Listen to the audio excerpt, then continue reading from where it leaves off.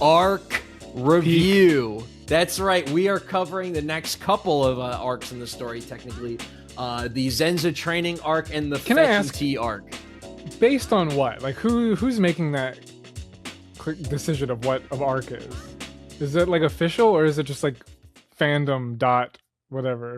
So this is a good question. Honestly, this could be its own video. Okay, let's do this it. topic of like what is an arc? Because sometimes it is determined by the author. For instance, the third arc of Kagurabachi is called the Sword Bearer Assassination arc. Like, there's a chapter that's called that. So that's what it is. But with that being said, the other arcs after that don't have a name that was said officially. So most of it's fan shit. Most of it's fan deterring. Fans make up the fucking arcs. But then when I get One Piece, like, there is like arc type names on the like actual manga. I wonder if I have. So those are the saga names, which are sussy baka. They're not right because it's been saying New World for the last 50 volumes. Like, that's not helpful. That's not helpful. Like, it's been saying that since Punk Hazard. Yeah, maybe I think Wano is the next one. Wano, it's okay, so it does switch to Wano. Yeah, Wano's big enough. But so saga and arc. What's the difference between a saga and an arc? Then? So is it the power level of the main character? So it's funny. So with One Piece, it's funny because I literally was having a conversation with my buddy about this. And with One Piece, there's three distinctions. So there's the individual arcs, which can get that's basically in One Piece very easy. Are we somewhere new? Are we somewhere new? That is it's an arc. Did we go back somewhere? Did we go back to Water 7 for 10 chapters? That's an arc too. But then we have the sagas, which is a collection of arcs that kind of complete their own story. So that's like in One Piece, that's like East Blue Saga is the first 100 chapters. Baroque Works Saga is Reverse Mountain to the end of Alabasta. Sky Island Saga is Jaya and Skypiea. Water 7 Saga is Water 7 and Slabi post that. And then there's what I refer to as eras, which is like which is more of a meta, like a storytelling thing. And I would say there's 5 distinct eras of One Piece. There's early era, which is the first 330 chapters up into Water 7. There's the golden era, which I'd say is Water 7, 330 to 600, the time skip. There's early time skip era, which is Fishman Island to end of Dressrosa. Then there's the Four Emperors era, which is what you're reading right now, which takes us to the end of Wano. And then at the end of Wano, some storytelling stuff starts to change and evolve that switches us to what I would refer to as the contemporary One Piece era, which we're in right now in 2026 with the current chapters. That's how I would break it up for something long running like One Piece.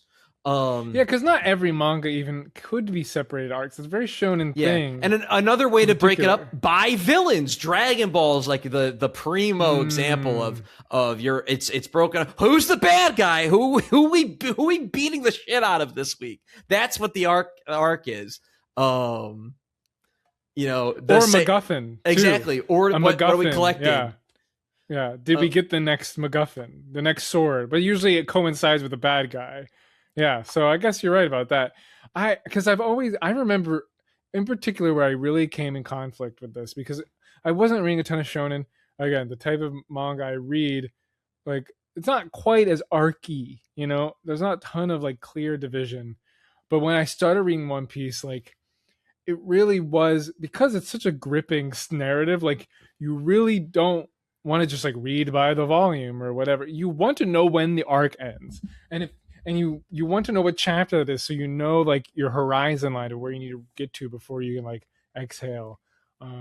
So I was constantly checking like wiki sites when I was catching up with One Piece at the beginning of like arc delineations. Like it really mattered a lot to me. I don't know if it's some psychological thing to like know that there like the pressure valve will be released in 200, and with One Piece it's like in 200 chapters. It's some crazy amount, when like most arcs for most manga it's like 10 to 25 chapters or something. Or that's even a lot probably. Most modern shonen manga are lucky to make it the length of Wano. Like, yeah, that's why One Piece is such a unique beast when it comes to arc specifically, where you can have sagas and eras and arcs all at the same like those Russian nesting doll kind of thing. So I guess because there are just certain manga that are either a monster of the week or something that don't quite have like the same progression. Yeah, or slice of life, or or even something like Full Metal Alchemist is like a little hard to break up by arc. You can certainly do it. Like we could certainly not going to be as clean, do it, but it's going to be a little nasty. It's not going to be clean. It really is like a story you do just like you just kind of follow through. I think when there's more grounded perhaps too, like when we really are like in a POV of the protag, it's hard. I feel like it's also harder to do that, where I think shonen's typically like you're kind of watching a video game a bit, like, and there is like a clear kind of like there's clear like action scenes and then cutscene kind of. I don't know if I'm just making this up. Yeah, like we got or like I'm because I'm trying to think like another good example is like because so far we have like setting, we have villains, MacGuffins, stuff we're collecting, and but you're not always doing that in a story. Like that's just a very shonen construct. There's a power level too, like following Luffy's gears, you know, like is a way like you can see where you're at in the story as well. Yeah, and then you have sometimes then you have arcs or stories where things really fucking shake up. Like you got like a story like Hunter x Hunter and like Greed Island. Yeah. Greed Island is completely unlike all the other arcs. Like in a lot of it has its own unique power system. I mean, you're totally right. And like Hunter x Hunter is like this is a great example because it's like famous for like not just any arc, but like completely different mechanics and like naming convention. And I was thinking JoJo is another example of like how the arc just completely upends the story. That's broken up by protagonist. Yeah. The arc is each arc is its own unique narrative that ends. Which it's and we get you get these like reset points with JoJo. Yeah, and even like I'm watching, I'm not reading, but I'm watching, so sorry. I'm watching an anime. Cringe. I'm watching Frieren, which hasn't when I was watching, and I'm like 25 episodes in, so this is kind of old news if you're a big fan. Like for a while it didn't have that same like arcy shonen-y structure, but then like they're trying to pass like the first class mage exam, and it's just like a tournament arc. Like it's just like an exam arc, like a classic. And I almost like threw me off. I was like, what, Nani? Like, what is this? Where like Hunter x Hunter is like all about exams and like really delineated challenges to overcome that are either set forth as like by a villain or like by an organization as like a structured thing.